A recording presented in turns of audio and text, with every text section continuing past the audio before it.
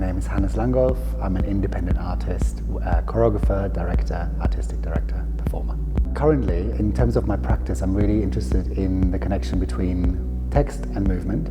And it's been a kind of obsession for the last 17 years now, 18 years. I've worked a lot in verbatim theatre with DV8, and then in my own practice at the moment, I'm also moving more into fictional writing and how it coexists with movement. What excites me about dance at the moment is that it feels really like it moves against the tide in terms of where everything is going, more digital, in terms of, I think the pandemic has created a lot of physical separation and fear. I think a lot of being in touch with ourselves has been lost through social media, being tethered to a screen, and individualism, and everyone's sort of on the track of trying to forge a path for themselves. And I feel like dance has to move against the tide.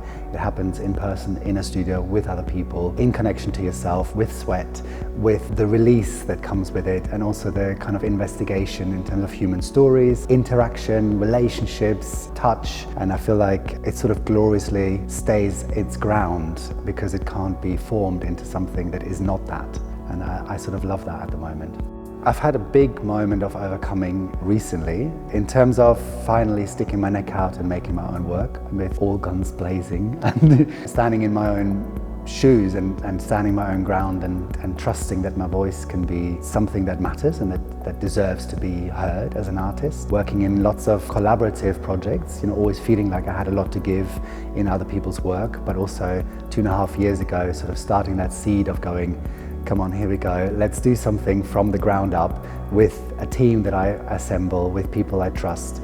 And having just premiered my last show, How About Now, 4 weeks ago, feel like it's sort of come to a conclusion of going, hey, it worked. It was a lot of work, and there's a lot of exhaustion to it, taking something from the ground up, especially at the moment in the arts world. Overcoming that fear that comes hand in hand with making your own work has been a big shift. My advice to other people working in the same field, I think whether you're starting out or you're there for a long time, and I'm sort of listening to that advice myself as well, but also because it's been really present the last week and this week in the room, is to think less, do more, put things into action and test out what they do in action rather than in our imagination of what if I do this and what if something fails, or what if something doesn't go the right way, or already wanting to know that a project is successful before we even start testing it out. It's sort of, at the moment, it feels like a lot of creative projects I'm involved in, they are like a big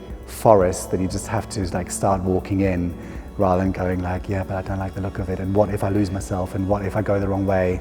And a lot of joy is going the wrong way, testing out what happens if I don't know where I am in a creative process. And I think with all these outcomes around us and these quick outcomes and funding forcing us into quicker processes, we need to celebrate the unknown a little bit more, and keeping that courage close to your heart is difficult, and I think it's really worth trying.